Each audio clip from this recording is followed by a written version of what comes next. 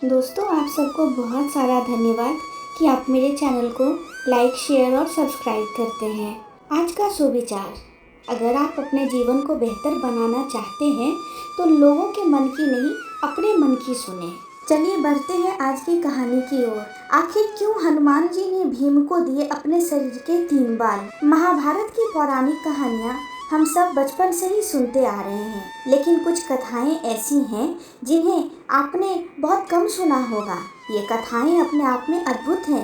पांडवों ने श्री कृष्ण की मदद से कौरवों पर विजय प्राप्त कर ली थी। अब हस्तिनापुर का राज्य पांडवों के अधीन था। धर्मराज युधिष्ठिर राजा बने थे। न्याय और धर्म की प्रतिमूर्ति महाराज युधिष्ठिर के राज्य में सब कुछ कुशल मंगल था। समस्त हस्तिनापुर आनंदमयी जीवन व्यतीत कर रहा था। कहीं कोई किसी प्रकार का दुख न था। एक दिन नारद मुनि राजा युधिष्ठिर के पास आए और कहा कि महाराज, आप यहाँ वैभवशाली जीवन जी रहे हैं, लेकिन वहाँ स्वर्ग में आपके पिता बड़े ही दुखी हैं। युधिष्ठिर ने नारद मुनि से पिता के दुखी होने का कारण पूछा। उन्होंने बताया कि पांडु का सपना था कि वो राज्य में एक राजसूय यज्ञ कराएं, लेकिन वो अपने जीवन काल में नहीं करा पाए, इसलिए वो इस बात से दुखी हैं। तब युधिष्ठिर ने अपने पिता की शांति के लिए राजसूय यज्ञ कराने का फैसला किया।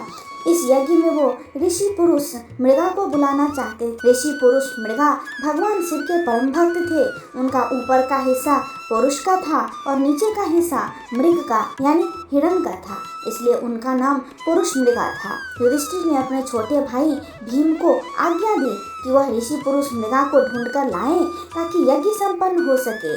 भीम भाई की आज्ञा पाकर ऋषि पुरुष मृगा को ढूंढने चल दिए।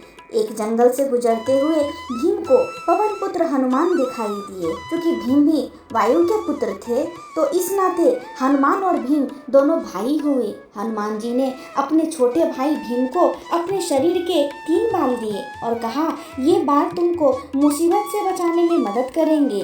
काफी दूर भटकने के बाद भीम ने आखिर ऋषि पुरुष मृगा को ढूंढ ही लिया था। वो उस समय भगवान शिव का ध्यान लगाए बैठे थे।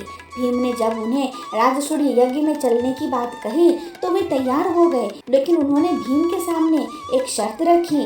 शर्त यह थी कि भीम को हस्तिनापुर ऋषि पुरुष मृगा से पहले पहुंचना था। अगर पुरुष मृगा भीम से पहले हस्तिनापुर पहुंच गए तो वे भीम को खा जाएंगे। अब चूंकि ऋषि पुरुष मृगा का निचला हिस्सा हिरण का था, तो वो बहुत तेज दौड़ते थे। भीम ने साहस करके उनकी यह शर्त स्वीकार कर ली। भीम ने तुरंत तेजी से हस्तिनापुर की ओर दौड़ना शुरू कर दिया। भीम ने अचानक पीछे मुड़कर देखा तो पाया ऋषि पुरुष मृगा उनके बिल्कुल नजदीक आ चुके हैं। घबराए हुए भीम को अचानक हनुमान जी द्वारा दिए हुए 3 बालों की याद आई। भीम ने एक बाल जमीन पर फेंक दिया। तुरंत उस बाल की शक्ति से बहुत सारे शिवलिंग जमीन पर उत्पन्न हो गए। ऋषि पुरुष मृगा भगवान शिव के भक्त थे, इसलिए अब वो हर शिवलिंग को पूजते हुए आगे बढ़ रहे थे, जिससे उनकी चाल धीमी पड़ गई। अब थोड़ी देर बाद भीम ने फिर दूसरा बाल फेंका तो फिर से बहुत सारे शिवलिंग उत्पन्न हो गए। इसी तरह भीम ने ऋषि पुरुष मृगा को पीछे रखने के लिए एक एक करके 3 बाल फेंक दिए, लेकिन जैसे ही भीम महल में घुसने ही वाले थे, तभी पुरुष मृगा ने उनके पांव पीछे से खींच लिए और भीम के पांव महल के बाहर ही रह गए।